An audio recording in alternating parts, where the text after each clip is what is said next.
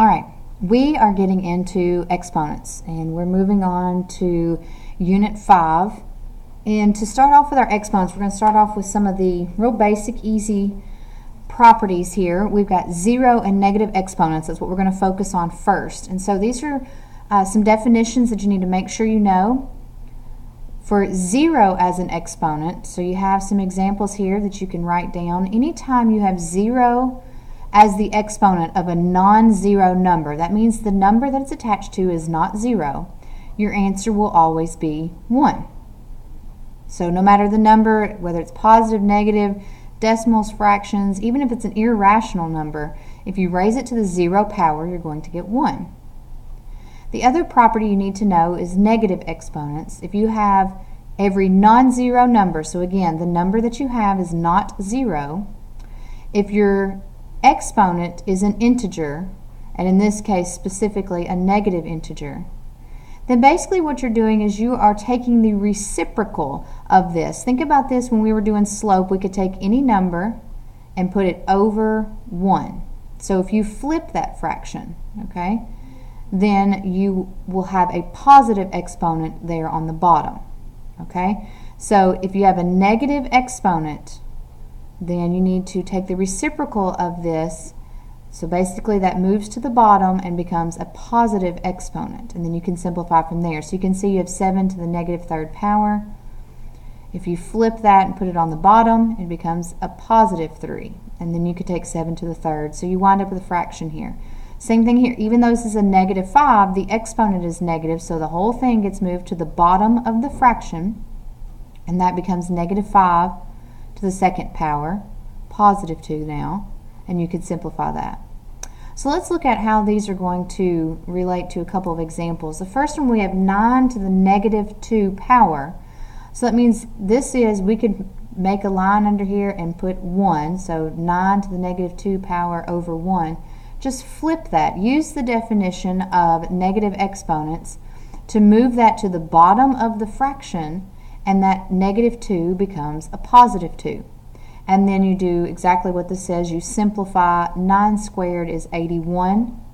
So 9 to the negative 2 power is 1 over 81. All right, so let's look at another example. Negative 3.6 to the 0 power. So this question is, can you use the definition of 0 as an exponent when the base is a negative number? And the answer is yes, as long as it's non-zero, all non-zero bases. So as long as you don't have a 0 there, you can use the definition of 0 as an exponent. So anything, any non-zero number to the 0 power is 1. And that's the definition of 0 as an exponent. So now it's your turn. I want you to try an example. In this problem, you've got the expression 4 to the negative third power. Here's your choices. Make sure once you follow the definition of negative exponents that you simplify after that. All right, hopefully you paused the video and you tried that problem. The correct answer to this one is C, 1 over 64. And this is how you would solve that. 4 to the negative third power, you move it to the bottom, and then simplify. 1 over 64. All right, so let's take a look at another problem here. In this problem, you will simplify exponential expressions. Part A. What is the simplified form of the expression 5 times a cubed times b to the negative second power?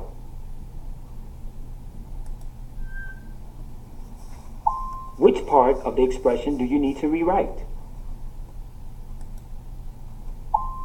The base b has a negative exponent, so you need to rewrite it with a positive exponent. Write the original expression. Use the definition of a negative exponent.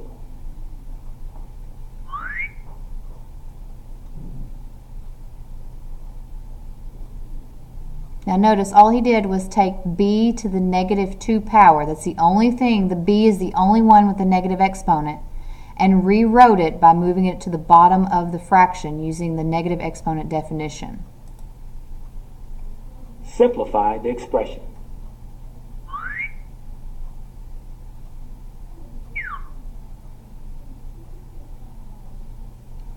Now what he did there is just multiplying fractions. If you think of this as being over 1, basically you're just multiplying the numerator, 5a to the third times 1, and the denominators. This would be a 1 here times b squared. So he just set it up as numerator over denominator. Part B. What is the simplified form of the expression 1 divided by x to the negative fifth power? Write the original expression. Rewrite the expression using a division symbol.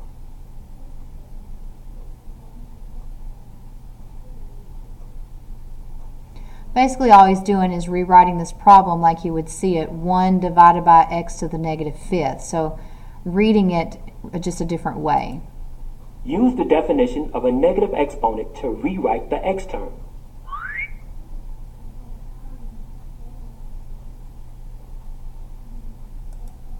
Multiply by the reciprocal of 1 divided by x to the fifth power, which is x to the fifth power.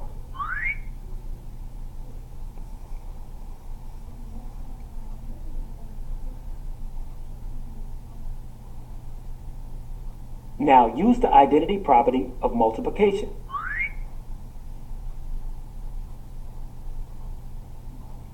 Alright, so basically what he did is, you all have learned how to divide fractions. It's been a while since middle school, but you take this and you flip it. Whenever you're trying to divide fractions, you actually multiply by the reciprocal of the second fraction. And so that's what they illustrated there. And then once you multiply by 1, it stays x to the fifth. But one thing you can think about with negative exponents, if the negative exponent and the base are on the bottom of the fraction, then basically you're just moving it to the top. So notice I could put this over 1.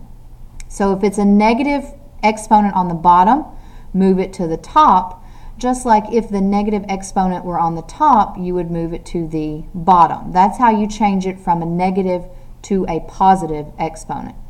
So I want you to try one now. Now it's your turn.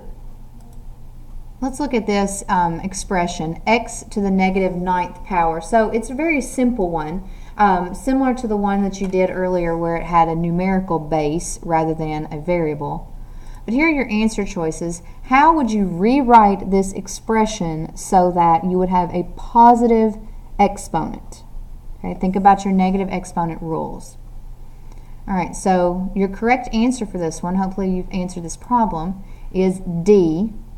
And all you're going to do is move that problem, that expression, to the bottom of the fraction to change it to a positive. If this were already on the bottom of a fraction, you would have moved it to the top. So that's one way to think of your negative exponents.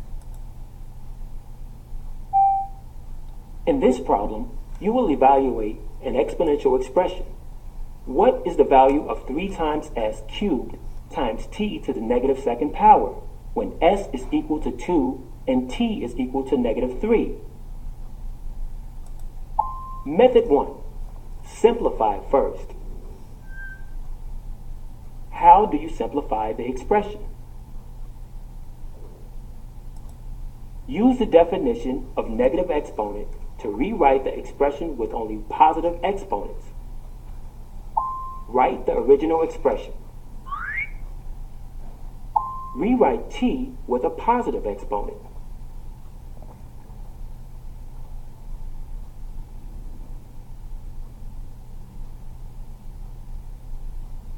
So he kind of did several steps there in one. He took the reciprocal of this, he moved this to the bottom of the fraction, and then he merged the two fractions together by multiplying numerators and denominators. That's why you saw the times 1 slide in there and why the t squared on the bottom slid in as the denominator. Substitute 2 for s and negative 3 for t.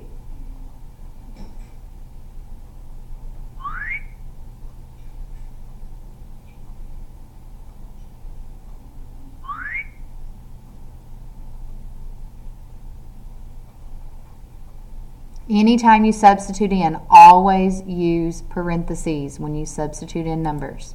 Now, simplify the expression.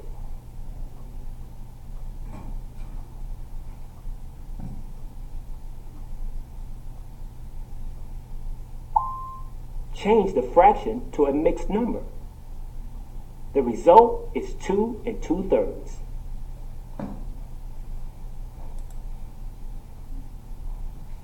Method 2. Substitute first. Write the original expression.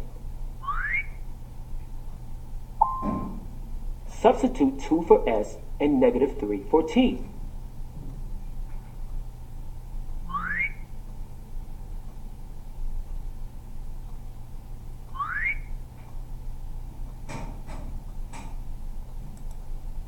Next, rewrite the expression with only positive exponents.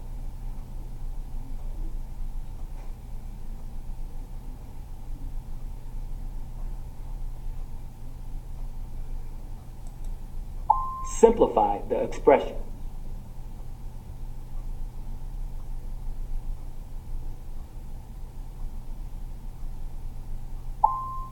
Change the fraction to a mixed number.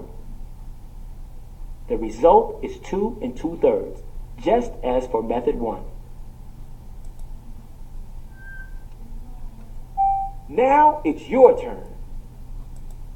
Okay, you can either simplify this expression first, or you can substitute in and then simplify. Either way, you're going to be following the same negative and zero exponent rules. It just depends on if you want to follow those rules while using variables, or if you want to follow those rules while using the numerical values for those variables. That is completely up to you.